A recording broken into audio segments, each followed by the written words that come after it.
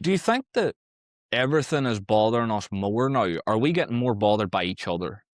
I think we are getting bothered more by each other because we have less and less control of the bigger picture. So with the separation of the elite first class, I would just classify them there in all nations really. Um, we have less control. We feel like we have less control over everything: policy, government, elected officials, jobs, what we can and can't do or whatnot. So I think that whittles down to a point where humans start thinking like, what can I control? And of that, how much of it really bothers me? And it turns out it's a lot. Because there is a lot of this stemming from like the social media like comparison culture and stuff. But is it then maybe that we're confusing being annoyed and being bitter? Ooh, bitter. Yeah, there's an element to that, right? Because no one posts on social media the worst of themselves. So we see the highlights of people's lives. And then if you're not emotionally intelligent enough to realize that, you kind of start comparing yourself. And that gets really frustrating. There are some people out there that have followers that hate them. It's a very bizarre culture to hate something and follow them, but we do it. And then we get annoyed by it, and then it bothers us, and then we complain about it, and we have something to talk to people about. It's a very bizarre dichotomy. I've seen so many like articles and statistics coming out now of like small businesses that create content now, which I mean they have to do now for their market and stuff. Ads aren't really a big thing, but there's so many of them that a fan base will see it and maybe not agree with it, and then just decide to leave terrible reviews or like shorthand their customers. And like I always think back to like I know that they're getting annoyed by something and doing that, but like I was growing up when social media was coming a thing and stuff like that, but I don't remember this ever being a thing. Like I don't ever remember people being bothered by everything this much until maybe 5, 10 years ago. Yeah, and it's very, isn't it odd to you as well that if you don't like something, at least for me, when I don't like something, I ignore it. I don't invest time to, oh, I'm going to go write up this Yelp review like I'm helping some other people. If the service or whatever you're trying to enjoy is truly bad, people are going to know. People are going to find out themselves. You don't need to take time. It's like they have this pent up anger inside that I can't wait. Where can I put this? Where can I? And again, I think that overall frustration comes from life, comes from things are less affordable. You have less power as an individual, I believe, and people are just looking for something to. It's like almost pass on their, but it's unlimited. Pass on their unlimited bucket of anger, and then things that bother them, and that's helpful to me because as a comedian, I have an outlet, right? So I can collect all those like I'm collecting sports cards or some sort of memorabilia collection. And I just collect these little things that irritate me. I don't verbalize them out in public. I wait until I can write a joke about it and then bring it to the stage. So it helps me.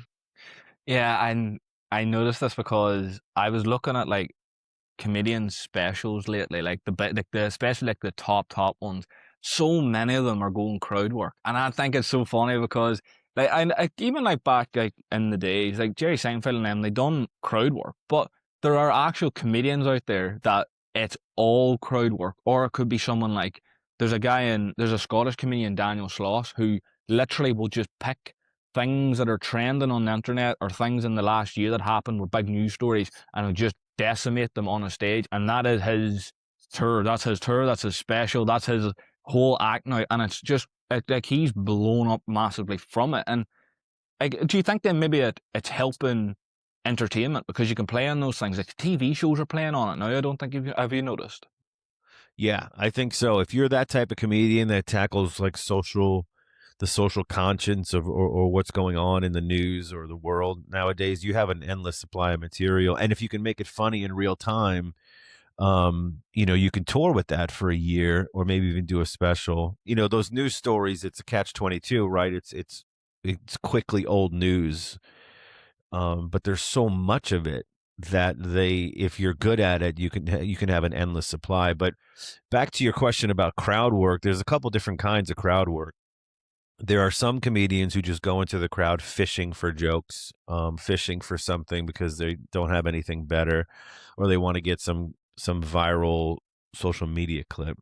And there are others that go into the crowd, and if you listen carefully, you'll notice the way they're only doing it to get into their next joke. So it really doesn't matter what the audience responds with. They're going into a certain topic. So they're leading the audience into their joke that they already have prepared.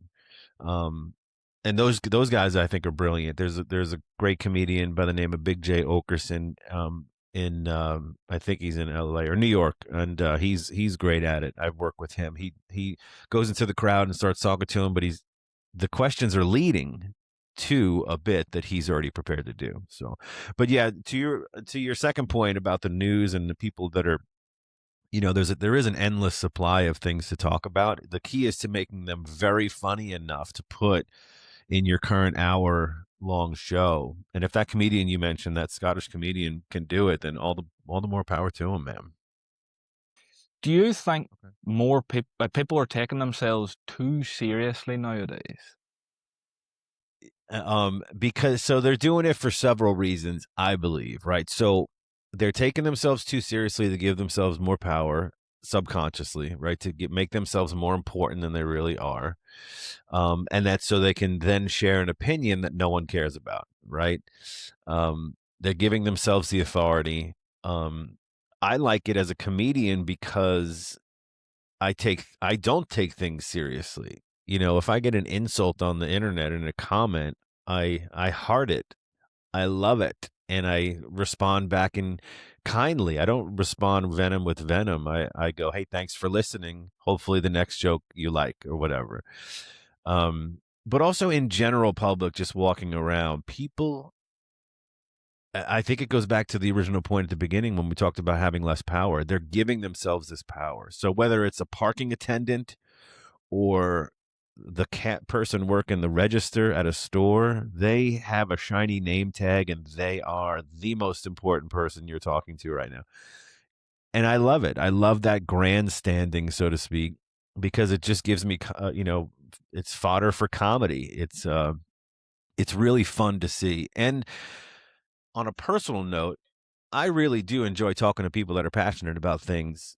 If they truly are passionate, it doesn't even matter what it is. There's far too many people I meet that don't have a passion. They don't have anything they really enjoy. And if you're interested in something and you truly are an authority, I want to hear about it. It's a good conversation to me. But I remember big when, especially when I was growing up, and I mean, I'm 27, so there's going to be people in their 30s and 40s that might understand this, might not, but it was a huge thing that trying or being passionate about something was almost looked down upon. You would get made fun of. Like, for example, like if there was a guy that was really into writing and he used to write after school, people would make fun of him. Like, what do you want to be, an author? Do you want to be Roald Dahl or something? Like, do you think maybe that's playing into it? Because for so long it's not good to have a passion. Now they just want to be passionate about everything, even if it doesn't make sense to be passionate about it. Yeah, I think it's a little more open, but I do find in the U.S. teenagers to be a little silly, which is nice. They're a little lighthearted. I think because they have more, maybe it's a little bit more hope, like with the internet and the different possibilities of making income online and stuff like that. I think they just have a bigger scope of vision for what's possible. So they're a little bit more silly. Don't take, they don't, they look at 9 to 5 jobs as, something that's weird. But you're right. Back in years past, it was like, I think elders had an expectation for you, and if you didn't fit that, it was either mocked or ignored or made, put down, minimalized. So um I think that it's nice that you can kind of embrace whatever you want to now. I think a little bit more in life and in general. What is it then with power? Because you've mentioned a few times, and there's been a lot of people on the show that have said that a lot of these issues are boiling down to power. But I think the problem people are leaning into is we always associate power with the people that are in big, big positions, like officials or people of some kind of licensing certification. So where's the power dynamic and people taking themselves too seriously now? Yeah. First of all, I love the way you say power in Ireland.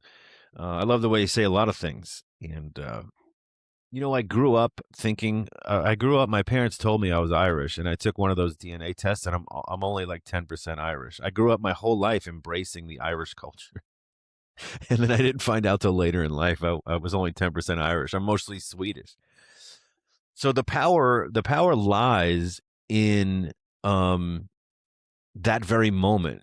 I think people are very honed in on the moment. So at the very, if a valet has your keys and you're waiting, you need them at that moment in a literal sense. But once that's over, you don't need them anymore. So the power dynamic shifts, like because until you tip them or whatever, if you're going to tip them, that power dynamic exists. So I think people are embracing that because it's their own little kingdom. It's their own little um bubble. Like they like, I got you. You're mine. If you want this product, this coffee, you have to be nice, hopefully, and then I'm going to give it to you. But once it's over, it's over. That power dynamic's gone. It's very limited. I feel like there's a little bit of this self improvement, hustle hard social media culture, the people screaming on TikTok, you need to be working 25 hours a day and shit like that, is playing into this because from the outside looking in and from someone that does, I mean, I do think deeply about most things. And I mean, I'm not saying I'm an expert or nothing, but the question keeps coming to my head, which I hope you can answer is, do you think that with this new ruthless pursuit for meaning, we've kind of put joy in the back seat, which has made us kind of think that everybody's standing in our way? Yes, that's a great question, by the way. That is to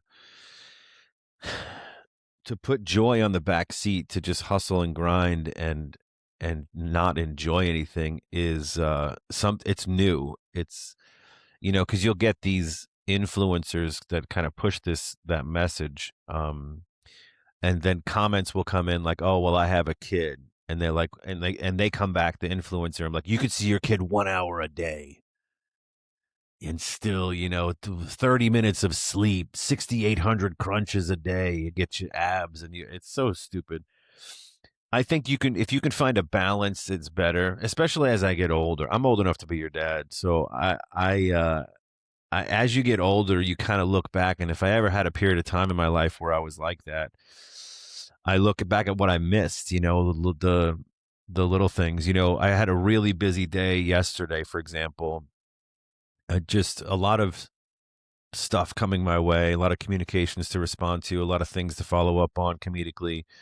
The business side, the side I hate. And, my girlfriend said, want to go out to dinner. We didn't plan on it, but we just went out. I just literally powered down my laptop, and took a shower and left my phone in my pocket throughout all of dinner. And I just pretended nothing existed, and just to enjoy that. And in the back of my head, though, is that person, is that guy, like, oh, you're missing out on some communication, you're missing out on a gig potentially. But it was really only a couple hours of my time, and I thoroughly enjoyed the conversation and the meal. And then woke up this morning and just picked up where I left off. I didn't miss anything, So I think it's important to take time to enjoy the little things. Maybe it ties into the power thing we were talking about. These small little power trips for people that have you in social situations for the moment. I wonder if they love it. They enjoy it. They have no power elsewhere in their life. So they have, like I said, the valet car parking example. They have your car keys, so they love the power and they're going to take advantage of it. But my son is a little younger than you. He's 19, so he has a good balance, which I like. But he is a hustler. He has a job. He has school. He has a side business as well. So, but he finds time to enjoy himself, and I think that's really important. It plays into it massively, and you can kind of see, like, you can almost spot the people that a lot of their development years was spent listening to that portion of social media. Like there's a guy now that he's kind of the hustle guy, Alex Hormozy, and I was listening to him on Logan Paul's podcast because as much as as much as it's something I don't like, the whole hustle thing, he's somebody that he puts it in terms that you can kind of understand. But he was talking about Logan had asked him, like, does he ever go on date nights? And his answer was phenomenal. He went, "Of course, we schedule date nights all the time." And he goes, "Well, what do you do when you go on a date night? Do you just eating dinner, putting it in a box, and going?" And he goes, "Depends what my week's been like." And he went, "What do you mean?" He goes, "Well, if I've had a really good week and I've got things coming up that I think would help my life and my business, I'm going to probably eat and then go home. I'm not going to rush, but I'm going to go home." And Logan went, "Well, what happens if you had like a busy week or a bad week?" And he goes, "Well, I'm going to probably go into the bar next door and have fun all night and then wake up and go again the next day." And so many people were commenting on it. They're like, "This is not what Alex Ramosi is meant to say. Like, this is not hustle culture proof." And I remember just looking at it like, that is what actual working hard is. Like, you can work all day and then still have time for people like that. Like, the whole shutting your fucking family out and stuff like that. Like, I think things like that is just so bad because I said it on this show so many times. People need the most extreme example of something to learn anything. And I think that 25-hour, "oh, I'm in power because you're getting me my coffee" thing, it might be playing into it. And it probably is something dopamine related. I mean, I'm sure anybody who knows anything about the brain, I don't, could help. But that's something that I definitely have seen anyway. But do you think then, like, self improvement, the whole, like, I mean, it's a big trend now. Everybody wants to be the best version of themselves and all this other shit. But do you think that is maybe then the core reason? I don't maybe know if it's the only reason, but I definitely think it's the like the tree stump that's growing these branches a little bit. Yeah, that's a good point. But let me go back to your previous statement. When it isn't it funny how Alex Hormozy says something, and then a comment from somebody says that's not Alex saying that. This person doesn't know Alex, so the power trip that they're on, that they, you know what I'm saying? It's we go back to that whole thing, like where this person's opinion is like, oh, literally telling a person they didn't say what they said. It's very bizarre. But yeah, the self-improvement thing, here's where I get stuck sometimes, and I have to remind myself, the doom scrolling, and I, because I do follow thought leaders on social media, but sometimes I get wrapped up in a rabbit hole, and I have to stop myself and go, shut your electronics down and go out. You know what I mean? Go for a walk, go hang out with friends, go see if one of your siblings, go live life. And it's the same thing for comedy material too. It's like if I'm ever in a writer's block, I'm like, oh, I haven't done anything of importance or adventurous, or even if it's going to an amusement park or, you know, out to an event. Just I have to experience life to pull from it, to bring to the stage, you know? So it's, you get stuck in this social media, this self-improvement kind of, how much, you know, there's a point at which you can over consume, and you just have to, there's no better, what did someone say? There's no better remedy than action. Imperfect action is better than perfect inaction. You know what I'm saying? So just go and do, and you'll learn. You know, some things you just have to experience for yourself, regardless of how many videos or books you read. I was emailing with someone a few weeks ago. I tried to get. I think he is coming on the show. I honestly don't remember now, but he had one of the greatest statements in the email. He said that, like, the best life lesson is out there, but it's been turned to an insult, which is touch grass, which I think is so good because, like you said, like, you can sometimes you need to hit yourself and go. Like, I've been sick with the flu like all week, and I've had like 3 or 4 days where I can't get out of the house. Like, I'm stuck and I'm on my phone. I'm watching Netflix. I'm scrolling through shit on the internet. And, like, even today, I like got up and I was like, I need outside. I don't even care who it's around. I need to be outside. I need to be around people because I could feel myself, like, when I woke up, like, even this recording going on, it was like almost like hard to get myself to go for, to be excited about it. Like, I was writing notes and I was almost like trying to force myself to get interest in it. And I was like, and people that do that all the time, just locked in even like dark rooms, I think it just, that probably plays into it because they're coming out and they're internally frustrated and then they're putting it on the other people, which, I mean, we can talk about how so many things could stem from that, but it is the choice of not, like, not being stuck in that room and doom scrolling all the time. Like, dude, like, you don't have to do much. Just go to the shop and say hello to someone is all it needs. Like, it, I think that is probably the root too, but it's hard to put that into words in today's culture.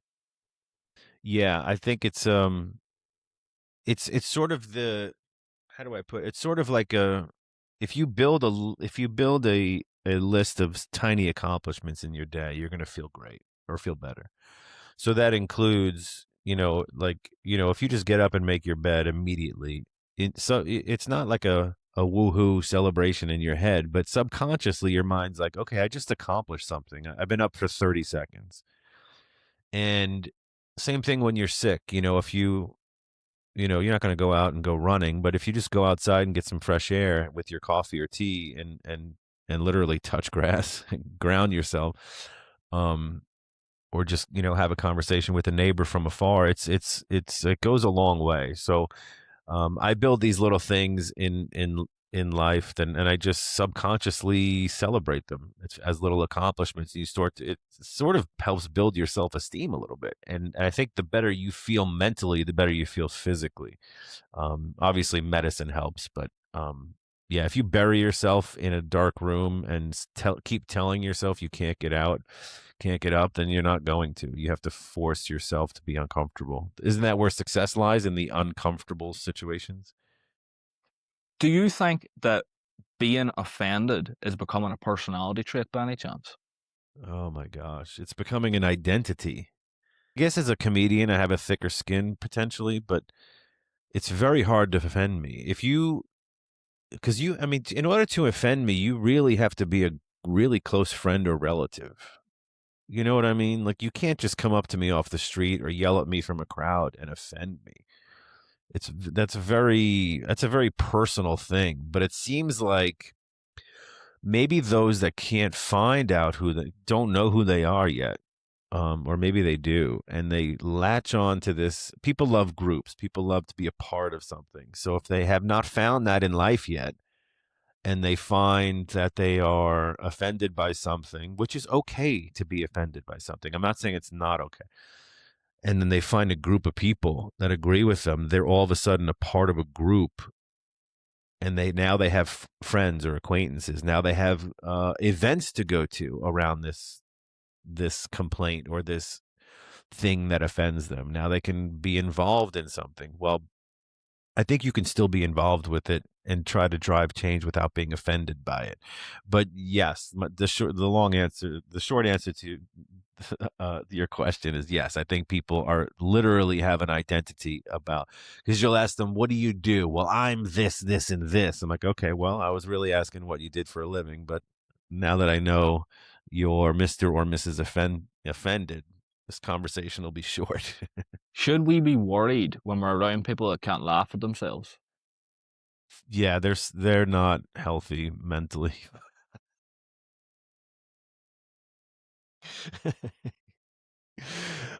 I mean, those people, I don't know. I mean, there are different circumstances, right? So if I'm if someone's gone through something truly devastating, to themselves, I can imagine it's hard to laugh at that.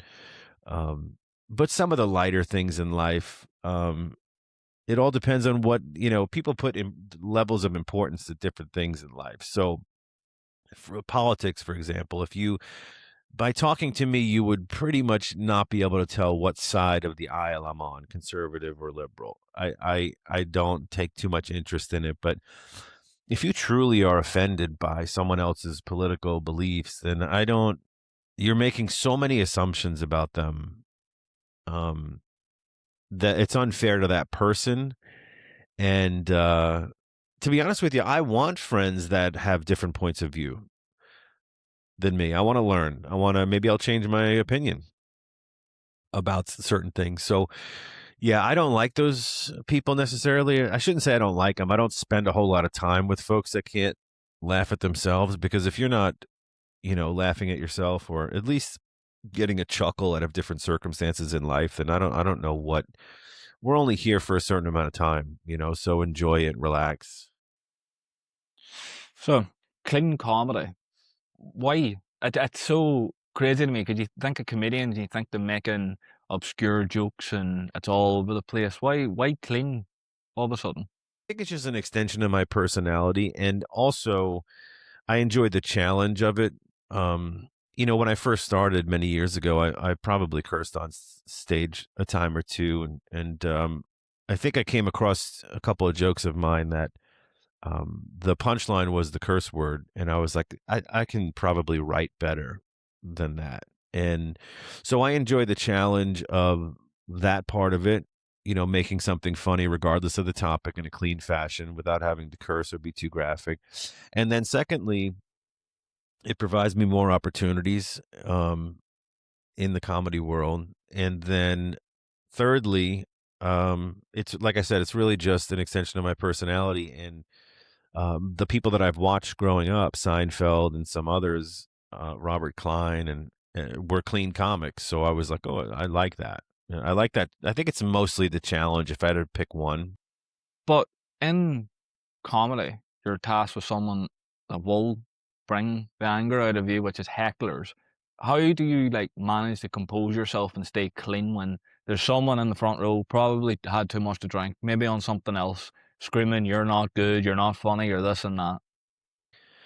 yeah. Well, it's I don't get too many of those nowadays because I'm pretty at this point in my career I can be pretty selective about my the gigs that I take. But in if I do get a heckler, I have enough material now where I'm not afraid to literally bring the show to a screeching halt. And if they want the attention for 5 seconds, they're going to get it. And 99% of the time, they're going to talk themselves into a hole because one, they're not funny. Two, that no one can understand them because they're drunk. And they're just going to bury themselves. So I talk them into making an idiot of themselves, and that typically works. Or I'll ask them a question that will totally devastate them and their ego. And I'll typically go like this. I'll typically go, sir or ma'am, would you be surprised to find out that tonight's event has nothing to do with you? And that devastates them, because it is self-centered to heckle at a live performance, whether you're at a play or a dance or a comedy show. It is very self-centered. Like no one because in their head they're going, hey, no one's paying attention to me. I'm going to yell out. And then when I ask them, would you be surprised to find out that nothing about tonight is about you? They really get offended, drunk or not. They get offended, and the audience loves that question when I ask it to people. It's only been twice that I've had to do it, but that typically shuts them up or they leave. Comedy, in my eyes, is in a it's a strange spot. It's become a little bit more independent. Like I spoke to someone about this who's a entertainment manager type of thing, and he mentioned that there's so little people actually wanting to release on like Apple or Netflix or Prime because all these people have their own YouTube channels and stuff. Like there's a comedian in the UK who he hosts like one of the biggest podcasts in the UK, but he released his special on YouTube by himself using his brother, who's a cameraman. And whenever he was asked about it, like, why'd you do it? And he goes, I already have like all my people that I actually want to listen to my comedy are here anyway. They're already subscribed to my channel. They message me every day. They like all my stuff. Like, what would the incentive be to go to Netflix and do it? And the person asked him, what about money? And he went like, you realize like the money for this Netflix special thing ain't what you think it is. Plus, I would much rather the people who actually wants to hear my comedy on the fucking YouTube channel than all the money I would get from Netflix. So what is it that's driving people down this way? Because growing up, I remember comedy being a lot more commercial. Yeah. There was much fewer channels, right? There was HBO here in the States. I don't know if it was global or not, but Comedy Central as well. So I think there is a benefit to launching your special on one of those major streaming platforms, and that's just to expand your reach. So that like that person in the UK, he'll get international followers and potentially international tour and more money, more popularity via touring, not necessarily from the special. Because some of the Netflix specials, unless you're a household name, you're right, the money isn't that great. Like I read somewhere that someone at a level where they're pretty much a no-name comedian as far as the big picture is concerned. If they sign a deal with Netflix, it's typically for two specials for $250,000, minus taxes, minus your agent's fee, minus your manager's fee, minus your publicist's fee, and you're left with maybe 100 grand. And that's for 2 years worth of work, two specials in 2 years. So it's more about exposure and increasing your fan base, and you make your money back on touring. But you're right. My last special I put out on YouTube, and it was like it is more stressful though. It is if I don't have a large enough fan base, I'm literally putting my stuff out there unlike my first special, which was associated with a company that already had millions of fans online, I'm putting it out there and go, hey, you guys like me or no? And it could be devastating. So luckily, I've got a couple 100,000 views in a few months, which is nice. It surprised me, which is great. You know, it was great to see. But then comics like the one you just mentioned and many others, if they're monetized on social media, you can start generating income almost immediately with no middleman. So you literally that like that person you mentioned earlier just pays his brother or not to to film it, and now he just starts generating income almost immediately and over in perpetuity forever. You know, so it's much more freedom, much more flexibility. Also, I'll say this lastly about that is no one's censoring them. So no one is saying, Hulu or Netflix is not, hey, you can't do that joke. People are like, screw you, I'm doing it on YouTube. I'll do whatever. YouTube has some limitations, but I think we know what they are, and they dance around those. So you have more freedom, more control. I like it. I like the options. Yeah, I think that social media has opened the game up to younger comedians a little bit more because, like, the best example I can use of what I'm about to explain is Matt Rife. Like, Matt Rife was on TV. He had Comedy Central, everything when he was like a teenager and he was young, and he even said like his career was not moving. Then starts getting he's always on social media, starts creating the shorter form clips. Like I remember him saying that he would record like 3 months of on the road material and only put out maybe 20-second clips. But his career, like, look at him now. He's probably one of the biggest comedians in the world at the moment from it. And I see it more and more with, there's guys that are on, that I follow on like Instagram or TikTok that are comedians. And I don't even fully know if they do tours or they have any interest in doing specials. It seems that they go to wherever it is, put their phone at the back of the room, tell someone, if you just zoom in every now and again, I'll give you some money for it, and they just put out their clips. Like, and these are people that I think they're in a position now they could easily go on tour and do these big tours, but it's almost like, why would I? The short form's giving me so much more than these other things would do. What's the point? Like, is it maybe more the fact that we can see in front of our eyes short form on social media is way more beneficial for these comedians' careers, that the commercial side isn't as appealing, even long form anymore?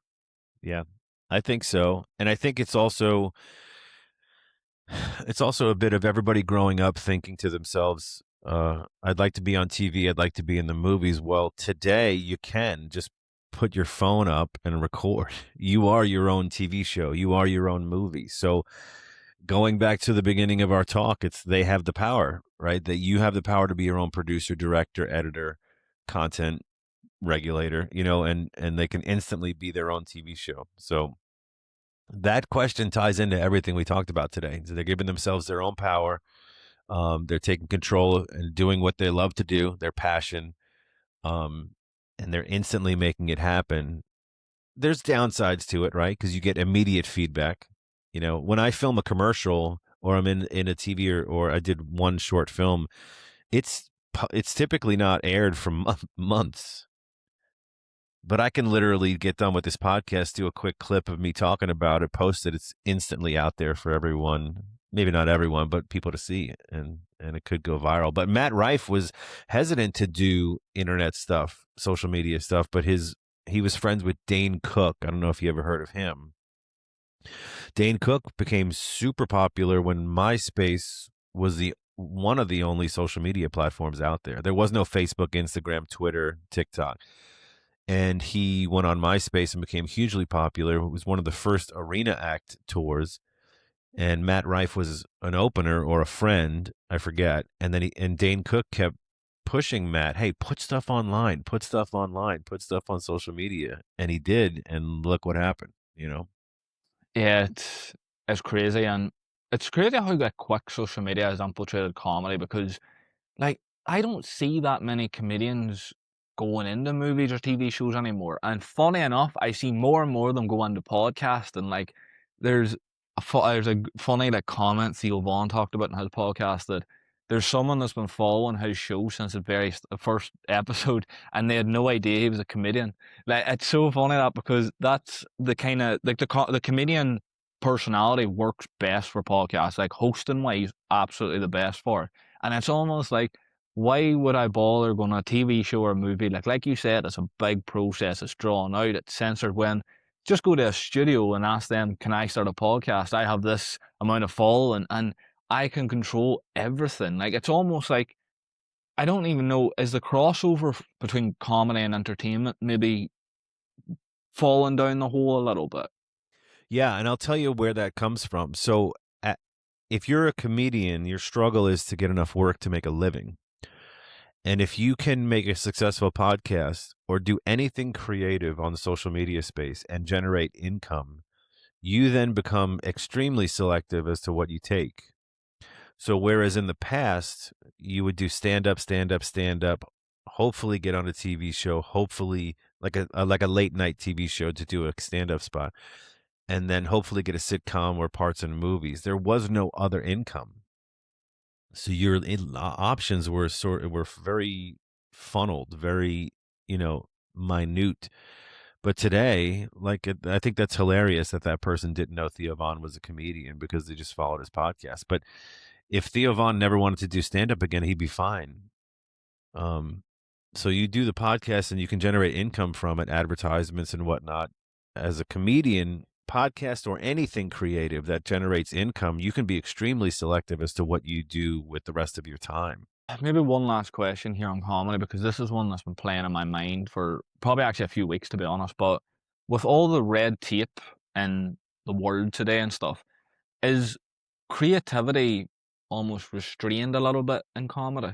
No, I don't think so. I think it's not restrained, but it is divisive. So if you come out with your opinion and it's lopsided to one side or the other, you're going to alienate 50% of your crowd. However, some of that 50% that hates you will follow you, thus helping you generate more income on social media. So it's a very weird situation. But no, I don't think I think we have just as much freedom, but it runs the risk of you being, you know, lambasted on social media.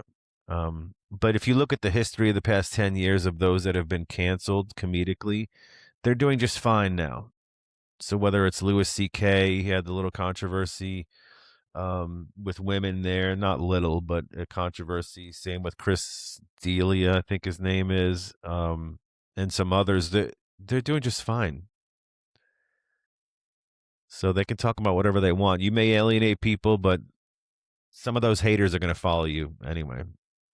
It's true. So I've got a few quick fire questions. I've been demanded since Christmas to do more of these. I honestly have no idea why, but people like them. So what is Do it. what is one thing people are taking way too seriously? Well, themselves. And I would say number two is politics.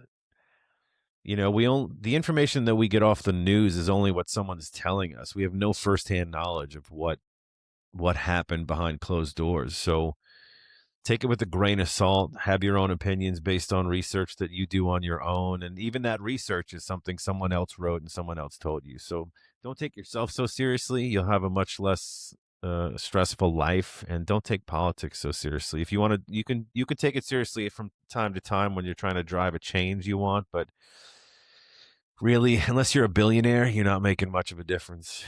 That sounds sad, right? It does, unfortunately. What's something that used to bother you that when you look back now makes you laugh? It used to bother me. Well, that's about me. You mean if I'm talking about me, the thing that used to bother me is how much less confident I was on stage about the way I looked. I think it hindered my comedy career as far as being creative and free up on stage. And now, not only am I more confident the way I look, I think I don't care as much with my physical appearance. I do care about it. It's a weird balance, right? I think it hindered me though in the past because I was so self conscious, and now I feel free enough to go, hey, this is me. This is me. Just if you like it, I hope you like it. And if you don't, you don't. What else has bothered me in the past? Um, I'm very impatient. So in the past, it really would bother me when people were not fast enough in public. So whether that's driving, talking, providing me a service. And now as I get older, I've kind of realized like, okay, everyone's got their own problems. Everyone's got their own thing going on in life. I'll do my best to be patient with people. Perfect. So, Danny, where can people find you? What have you got out? And what's coming in the future? Yeah. Thanks. Well, first of all, thanks again for having me. And but my website is probably the best place. It's DannyJohnson.com, DannyJohnson, DannyJohnson.com. All my social links are on there. My two comedy specials are on there, one from 2019 and one I just put out a couple months ago on YouTube. And all my social media links are the same handle. It's Danny Johnson Comedy. So it's at Danny Johnson Comedy, Facebook, Instagram, TikTok. Um, like I said at the beginning, my goal is to make as many people laugh as possible and bring people together, have them forget about their problems for the time I'm on stage and enjoy themselves. So I would love if everyone checked it out, especially in Ireland, which I've never been, always wanted to go. And maybe I will one day, and that would be wonderful.